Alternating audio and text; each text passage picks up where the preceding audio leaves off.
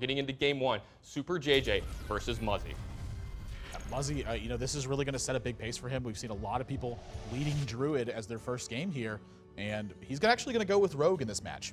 Yeah, we've seen Muzzy play Rogue once or twice, and it's interesting to do this because he brought this against, if I remember right, Purple, who's known for Rogue play and tried to play him in a mirror match. Superjj, also pretty known for Rogue, so maybe he's just trying to, you know, flex his muscles here. Yeah, I mean, you know, Rogue is a very strong strategy. This is something else that maybe he's trying to utilize as a facet of his game, but we've seen him branch out to a lot of classes before. This game, I think, is really going to set the pace for him. If he wins this first game, fine. I think he can keep branching out from there. But if he loses his first one, I think he needs to really buckle down and start playing the classes that work for him. Yeah, we've talked about this before. I like to talk about Muzzy. He's a super streaky player. Yeah. You know, he doesn't always have as many, you know, top 8s and top 4s as like some other players, like say Dog does, but he wins when he gets there. So when he starts winning a couple things in a row, it starts to really snowball, and you have to really look out for him there. Superjj's opening hand, Zombie Chow, Big Game Hunter, and Iron Beak Owl gonna mulligan what looked like the full thing and go from there. So Warlock going to be for Superjj. Not a surprise given the Iron Beak Owl and the Zombie Chow in his opening hand, but this opener is extremely heavy right now. There's no play until turn 4. Yeah, it's extremely heavy, but there's a chance that Muzzy won't really punish him for a super slow start here. Yeah, it's a possibility. I mean, something that Rogue does very well is if it sticks an early minion to the board, take full advantage of that. So if he's got some early pressure, this is really the time that he can start taking advantage of that. You know, he's got Blood Mage in his hand. He's got a copy of Pilot Shredder. He even has a Dr. Boom in his Rogue deck, too. This is something that we see kind of rotate in and out of this deck. I feel like it's more sort of a personal preference than it is something that's integral to this strategy. Yeah, there's usually a flex spot of 1 or 2 minions in your Rogue deck, and sometimes people play something like an anti-Keel bot, you know, depending on what they expect from their opponent. But if you expect the games to be, you know, longer, drawn-out, you know, attrition battles, something like Dr. Boom may be a better choice. Yeah, it's very good anytime you're not having heavy pressure on you throughout the course of the game. You know, you safely scale into Dr. Boom, and suddenly this is a monstrous amount of card advantage that this can produce. Yeah, I mean, it's not like Superjj won't play a really aggressive deck, but we haven't seen him do it much here in HPL. Yeah, I mean, he's been really focused on adjusting to what his opponents are doing, and frankly, I love that facet of the game. He's been doing it excellently. Why stop? Yeah, and his record is great overall. Ooh, picked up a good Mortal Coil here. Now, the problem with this is that he's got 10 cards in his hand, so if he uses Mortal Coil here, he's going to burn a card, and that's a situation he wants to avoid. So just going to go with Ancient Watcher here, look forward to start building into his next couple turns. The fact that Muzzy didn't have a ton of early pressure to really stick that to Superjj, it feels to me at this point, he's got all the time in the world. Yeah, and Muzzy's going to think about using the coin here to Azure Drake, but if he doesn't do that, he can go Pilot Shredder, Azure Drake next turn, and Dr. Boom the turn after. Just depends on how he thinks this game is going to play out and what Superjj is likely to do the next couple turns. So he's going to actually keep the coin and try to curve out that way. Yeah, I actually like the Pilot Shredder here as well. Yeah, I do as well. Yeah. Just get something resilient on the board and try to start pushing from there. I mean, every single threat matters a lot. These last 2 draws from Superjj have been pretty good. Yeah, they're all right. You know, just go ahead and blow up your whole board and get some plays on my side. Not too big of a deal. Oh, you picked up a Mountain Giant. Does that change anything? I think it could change things, but what he's looking at to me is figuring out a way to make sure this Mountain Giant is actually safe, as well as protect his own life total. You know, he is down to 23 at this point, so he's got to do something. And also, the Iron Beak Owl isn't very effectively checked by Muzzy right now. You know, short of something like a Fan of Knives, he's going to have to overkill this with his dagger. Yeah, when you have a 3-power dagger and they do something like they have an Iron Beak Owl as their only threat, it feels really bad taking care of it using a full charge of a 3-power dagger. Muzzy now, his turns are starting to get very interesting at this point because he's just got so many options in his hand in terms of minion pressure. Yeah, he's got a ton. He's got Violet Teacher, he's got Azure Drake. He's got the full complement of minions here. You know, sometimes if you see something like Dr. Boom, you don't always see Evan Van Cleave, but you actually see both here with Muzzy. Yeah, something else that's really interesting too is, you know, when you have turn 5 Azure Drake into a clean board, is it really an option? We see people pretty much always go for Azure Drake. Yeah, it's really hard to pass up Azure Drake, and it's got such a big target on its head. If Superjj has a way to kill it, he's going to do so, and then maybe leave something like Violet Teacher or Dr. Boom alive the next turn. Yeah, well, he's about to take a big hurt here, I would say. You know, he's got Emperor Thorson. He will get the mana from this, but now this opens up a world of opportunities for Muzzy with a Blade Flurry in his hand, Edwin Van Cleef, Violet Teacher. I mean, where does he want to go with this? Because again, he's got so many options for how to start putting a lot of pressure on Superjj. Yeah, he's got a ton of options. He can actually just use his Azure Drake and his life total here to take care of Emperor Thorson and then play Dr. Boom onto a clean board if he'd like to. I mean, it depends on how aggressive he wants to get, where he wants to push for damage, etc. Yeah, I mean, this isn't necessarily a push for damage turn also. I mean, You can even just backstab and use his weapon. initially, you look at a turn like this and you see like Deadly Poison, attack for 5, Blade Flurry for 6, attack for 4 more, and then added like maybe an Edwin Van Cleef behind this.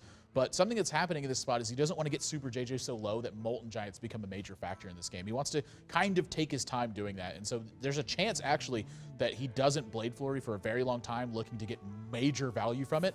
And so in the meantime, he's just going to take care of what he can. And so with backstab, using up the Azure Drake afterwards and hitting the Dr. Boom on board, he takes care of the Emperor Thorson and gets a major threat in. Yeah, I like this play from Muzzy as well. With him running his Iron Beak Owl into your Azure Drake. I'm sorry, use his life total, not his Azure Drake. Yeah.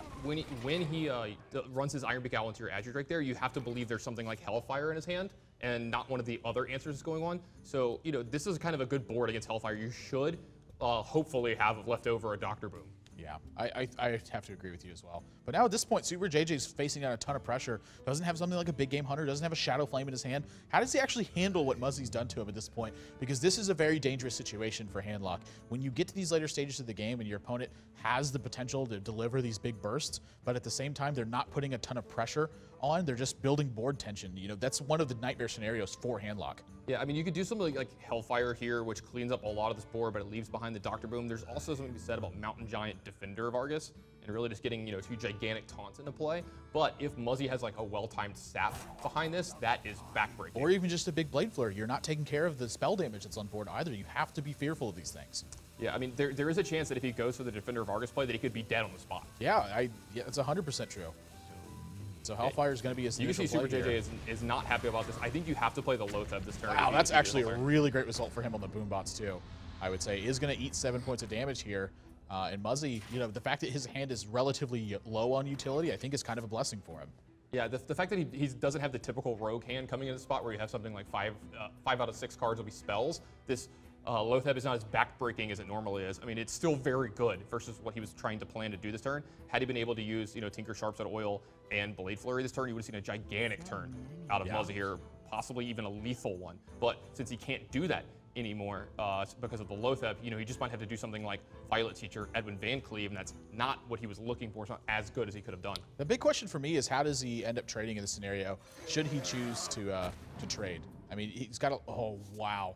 That's going to be very significant in this game so far. Every single one of the points of damage as you move into these later stages is so important to be able to push through these big taunts. And so having the backstab to make that extra push, I think the fact that he's got that backstab really influences the way he plays this because he can easily start pushing through something like Mountain Giants and Molten Giants at this point. So he's going to set Superjj to 6 and then look for lethal next turn with the Blade Flurry. Yeah, that's what I was going to say. He's trying to set up a lethal Blade Flurry next turn if something like that happens. So Superjj, you're going to have to play really defensive. Yeah, no Molten Giants in hand either.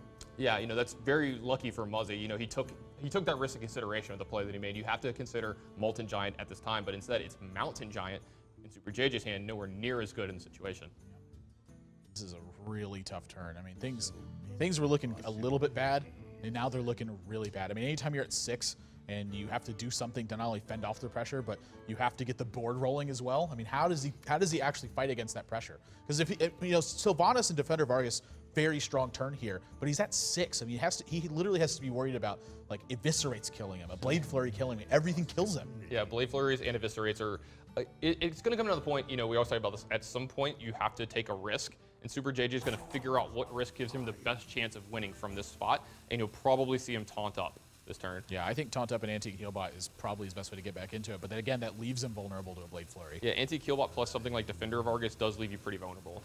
He's actually just going to take out the Dr. Boom here instead and taunt up behind this, and this is not going to be enough because Muzzy just has all the damage in the world. Fantastic queue up from Muzzy actually in this first game to fight against maybe what would have been expected as control because again he's been playing slower decks and Handlock's going to work fantastic against those. Yeah, I mean I love this queue up from Muzzy here. It's going to be interesting to see if he sticks with it or he thinks that Superjj is going to switch up on him and he needs to make a change himself. Yeah, all the damage in the world for Muzzy in this turn, and there's just no hope in sight for Superjj. He's going to take a 1-0 lead in a pretty decisive fashion in this first game. Yep. Like exactly 14 to me to take care of Superjj. Great game from Muzzy here. Yeah, just absolutely exercising it. This is something that he really has needed to get going for him. And a lot of something that could have been influencing the fact that he hasn't been doing well is just the fact that he hasn't been getting very good matchups in this one. Rogue's going to do very good against Handlock a lot of the times. If you can get turns where you can continue to add pressure and then find a big Blade Flurry, that's the end of the game for that deck. Yeah, I really like your point there. When you're losing a lot in Hearthstone and you feel that you've gotten really unlucky with your queues, it can do a lot to your confidence and your queue ups later in the game. You start doubting yourself, and instead of playing to win, you start playing not to lose, and that can really mess with your confidence. Yep, you got to play to win. That's the way that you actually win in Hearthstone. Every situation, even if it's not a winning percent in terms of greater than 50%, the best chance to win is the one you have to take. If you guys want to check out this game, you can head over to pvplive.net and see the full recap for yourself. Stats, breakdowns, everything they did in this game, their competitive histories, what they've played so far, and how they've played those strategies. So now these guys are making changes to their decks. That's the HPL format. They can change whatever they want at any time. And when we come back, game number 2 is going to be getting underway, but Muzzy finds himself off to a 1-0 lead. Don't go anywhere, guys. You're watching Hearthstone on PvP Live.